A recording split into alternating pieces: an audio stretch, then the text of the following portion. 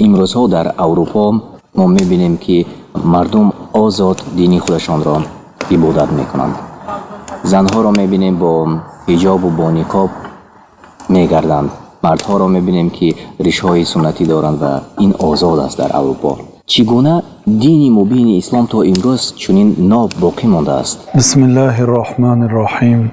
الحمد لله و الصلاة و السلام علی رسول الله و علی آله و اصحابه و من والاه. اما بعد، اول اینکه این دین الله سبحانه و تعالی است. الله سبحانه و تعالی این دین را محافظت میکند. در قرآن کریم میگوید انا نحن نزلنا الذکر و انا له لحافظون. ما این قرآن را نازل کردیم و ما این قرآن را محافظت میکنیم. یعنی از تغییریابی محافظت میکند و اینچنین از دشمنان اسلام هم محافظت میکند. یعنی آنهایی که میگویند که قرآن کهنه شده است و دین اسلام کهنه شده است و تغییر یافته است، با آنها چگونه جواب گفته میتونند؟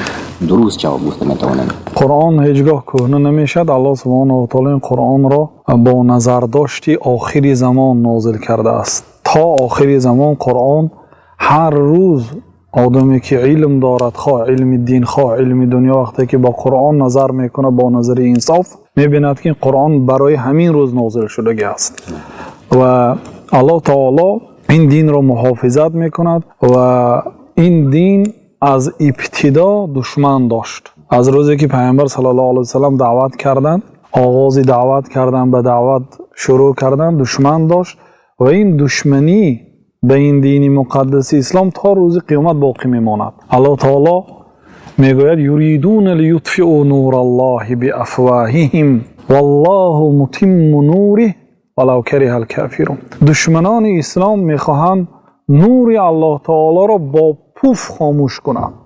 الله تعالی قرآن را، دین را نور نامید و دشمنان اسلام را به مانند یک پوف برابر کرد. بنابراین حافظ ابن کثیر رحمت الله علیه در تفسیر این آیات گفتند که مثال دین مقدس اسلام مثل آفتاب است و مثال دشمنان اسلام که برای محو اسلام کوشش میکنند به مانند شخصیت های هستند که با پوف میخواهند آفتاب را خاموش کنند.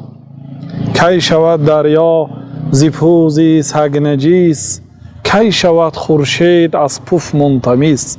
یعنی هیچگاه آفتاب را نمیشود با پوف خاموش کرده شود و دین مقدس اسلام از آفتاب هم بزرگ است و این با وعده پروردگار محفوظ است تا روز قیامت و این دین الله تعالی است. الله تعالی حمایه میکنه و کسی که دشمنی کند با نص قرآن آنها مغلوب هستند و کسی که خواهد که تجربه کند